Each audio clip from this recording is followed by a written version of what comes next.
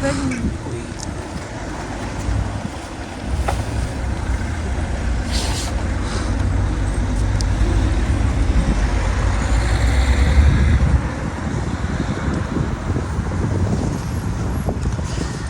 Je vais vous donner la liste des soldats morts pour la France.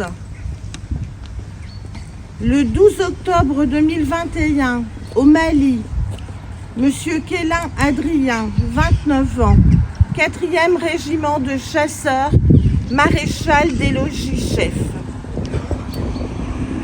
Le 22 janvier 2022, au Mali, Martin Alexandre, 24 ans, 54e régiment d'artillerie, brigadier chef. Le message de M. Sébastien Lecornu, ministre des Armées, et de Mme Patricia Miralles, secrétaire d'État aux anciens combattants et à la mémoire. La nouvelle de la victoire se répand à la volée dans tout le pays, de clocher en clocher. L'éclos du clairon vient d'annoncer la fin d'un conflit qui a éprouvé le monde et décimé des hommes. La fureur du canon s'est enfin tue, couverte par un immense éclat de joie. 11 novembre 1918, il est 11h, c'est l'armistice. Pour des milliers de soldats venus du monde entier, c'est la fin de 4 terribles années de combat. Le soulagement est immense. La guerre est finie, mais pour les survivants commence un funeste décompte, celui du 1 400 000 soldats français tombés au champ d'honneur, de 4 millions de nos militaires blessés ou mutilés. Ces braves, aux gueules cassées, qui plongent la nation entière dans l'effroi et l'émotion. Le traumatisme est mondial. En fait, ce sont près de 10 millions de soldats qui ont été tués, 3 millions de veuves et 6 millions d'orphelins. Les morts sont presque aussi nombreux parmi les civils. Ceux qui sont revenus des combats racontent la puanteur des tranchées et le fracas des obus. Ils expliquent la peur avant les charges, le courage qu'il faut pour sortir des abris et donner l'assaut aux lignes ennemies sous la mitraille. Ils disent l'horreur du spectacle de leurs frères d'armes qui tombent à leur côté.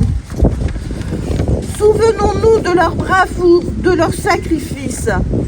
Commémorons ces soldats dont les noms doivent rester gravés dans nos mémoires, comme ils le sont sur nos monuments aux morts, dans les villes et les villages de France, dans l'Hexagone comme dans les Outre-mer. Souvenons-nous des soldats venus d'Afrique, du Pacifique, des Amériques et d'Asie, que ces soldats alliés venus verser leur sang pour la France et défendre avec nous la liberté sur une terre qu'ils ne connaissaient pourtant pas. Le sacrifice de nos poilus nous oblige. Il nous rappelle que la paix a un prix et que nous devons être désormais unis avec ceux qui étaient hier nos adversaires, car ce n'est qu'avec le passé qu'on fait l'avenir, écrivait Anatole France. Ce souvenir, ce sont les jeunes générations qui doivent désormais s'en emparer pour venir raviver la flamme de la mémoire de ceux qui sont morts pour la France, pour notre liberté. C'est la reconnaissance que la nation doit à ses combattants, à ceux qui sont tombés et à ceux qui ont survécu. Aux combattants d'hier et à ceux d'aujourd'hui, comme à leurs familles et ayants droit, la nation doit continuer d'assurer réparation, reconnaissance et droits, comme l'a voulu le président de la République.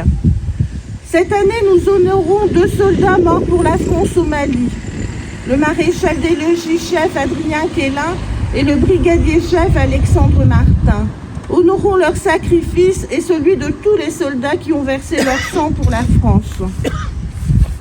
Le monde était convaincu en 1918 que la Première Guerre mondiale devait être la dernière des dernières. Nous savons que ce qu'il advint de cet espoir, et aujourd'hui, en ce 11 novembre 2022, alors que la guerre est de retour sur notre continent, n'oublions pas le combat des poilus pour la paix et le sacrifice de nos soldats morts pour la France. Vive la République, vive la France.